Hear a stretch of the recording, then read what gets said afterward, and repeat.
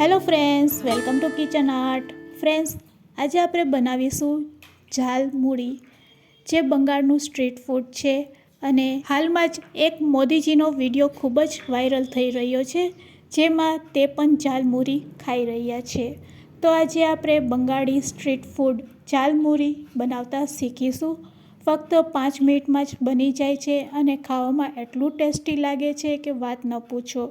અહીંયા આપણે એક પણ પ્રકારની ચટણી બનાવવાની જરૂર નથી, છતાં પણ ઝાલમુરી ખાવામાં એટલી ટેસ્ટી લાગે છે કે તેને તમે સવાર સાંજ ખાઈ શકો છો. હલકી ફૂલકી ભૂખમાં પણ લઈ શકો છો. તો ચાલો બધી ટ્રીક અને ટિપ્સ સાથે આજે આપણે ઝાલમુરી બનાવીશું. રેસીપી સારી લાગે તો લાઈક અને શેર કરજો. મારી ચેનલ ઉપર નવા હોય અને મારી ચેનલને હજુ સબસ્ક્રાઈબ ન કરેલ હોય તો સબસ્ક્રાઈબ કરી બાજુનું બેલ બટન દબાવવાનું ભૂલશો નહીં, જેથી કરીને તમને મારા નવા વિડીયોનું નોટિફિકેશન મળતું રહે. ઝાલમુરી છે તે તેના સ્પેશિયલ મસાલાને કારણે ખૂબ જ ફેમસ છે. તો આ મસાલો બનાવવા માટે આપણે એક પેનમાં પહેલાં 1 ચમચી જેટલું જીરું, પછી વરિયાળી તેમાં 1 ચમચી એડ કરશું. આ રીતે એક વસ્તુ એડ કરીને જ આપણે તેને શેકી લેશું. હવે તેમાં આખા ધાણા 1 ચમચી એડ કરશું અને ધાણા એડ કર્યા પછી તેમાં તીખા 2 મરચાં સૂકેલ એડ કરી દેશું. બસ આ રીતે મસાલાને શેકીશું અને મસાલામાંથી સુગંધ આવવા લાગે એટલે ગેસની ફ્લેમ આપણે બંધ કરી દેવાની છે. તો મસાલાને શેકાતા ફક્ત 2 મિનિટ લાગે છે. અહીંયા આપણો મસાલો શેકાઈ ગયો છે. ગેસની ફ્લેમ બંધ કરી દેશું અને મસાલો ઠંડો થઈ જાય પછી આપણે તેને ગ્રાઇન્ડ કરી લેશું. તો હવે આપણે મિક્સર જારમાં મસાલાને લઈ લેશું અને ગ્રાઇન્ડ કરી તેનો સરસ પાવડર તૈયાર કરીશું. તો અહીંયા મસાલો તૈયાર છે, એકદમ સરસ પાવડર ફોર્મમાં રેડી છે. બસ આ રીતે જ આપણે મસાલો રેડી કરવાનો છે અને ઝાલમુરી બનાવવા માટેનો આ સ્પેશિયલ મસાલો છે. આના લીધે જ ઝાલમુરી છે એ ખાવામાં ખૂબ જ ટેસ્ટી લાગે છે. હવે આપણે મમરા લેશું 1 મોટા વાટકા જેટલા અને આ મમરાને આપણે સારી રીતે રોસ્ટ કરી લેશું, એટલે એકદમ સરસ ક્રન્ચી તે તૈયાર થશે. તો મમરા રોસ્ટ કરેલા છે. હવે ઝાલમુરી બનાવવા માટે આ રીતનો આપણે ડબરો લેશું, કારણ કે આ ઝાલમુરી સ્ટ્રીટ ફૂડ છે અને બંગાળમાં આ રીતે જ ડબરામાં તેને બનાવવામાં આવે છે. તો ગોળ ડબરો મોટો લેવાનો છે અને તેમાં આપણે પહેલાં મમરા એડ કરી દઈશું. અડધી વાટકી જેટલા ચણાચોર એડ કરવાના છે, સાથે અડધી વાટકી જેટલા અહીંયા આપણે ચવાણું એડ કરશું. ચવાણું એડ કર્યા પછી અડધી વાટકી જેટલી અહીંયા આપણે સેવ પણ એડ કરશું. સેવ એડ કર્યા પછી અહીંયા આપણે બાફેલા બટેટા 1 મીડિયમ સાઇઝનું અને તેને આ રીતે ચોપ કરીને લઈ લેવાનું છે, તે પણ એડ કરી દઈશું. સાથે બાફેલા ચણા 2 ચમચી, સાથે પીરા વટાણા બાફેલા 2 ચમચી. આ તેનું મેઇન ઇન્ગ્રીડિયન્ટ્સ છે.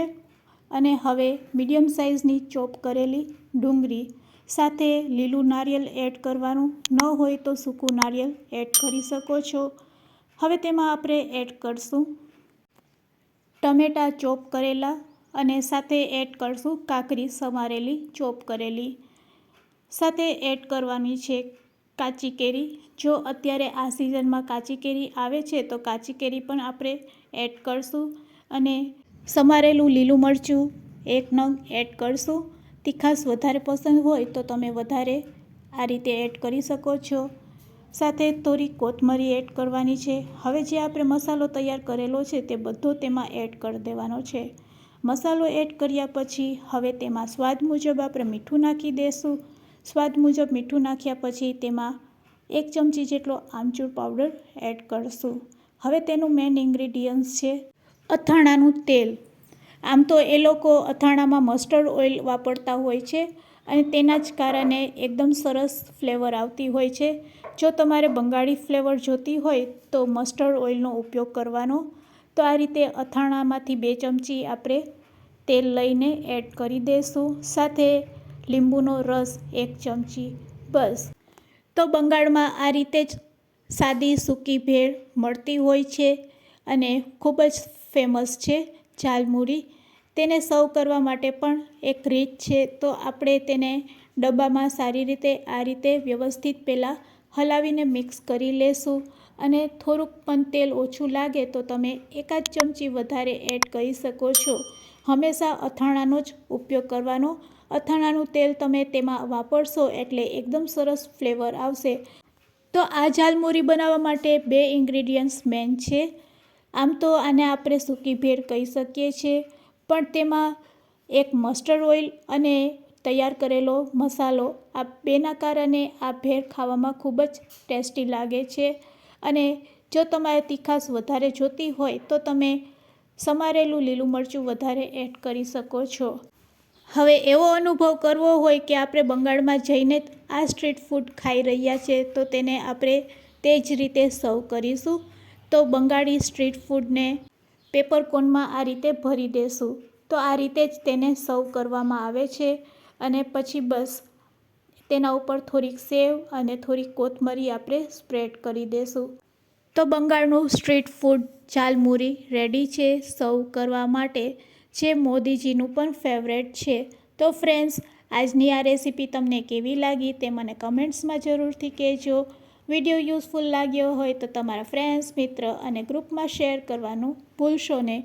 વિડીયોને એન્ડ સુધી જોયો હોય તો એક લાઇક જરૂરથી આપજો, અને મારી ચેનલને હજુ સબસ્ક્રાઈબ ન કરેલ હોય તો સબસ્ક્રાઈબ જરૂરથી કરી લેજો.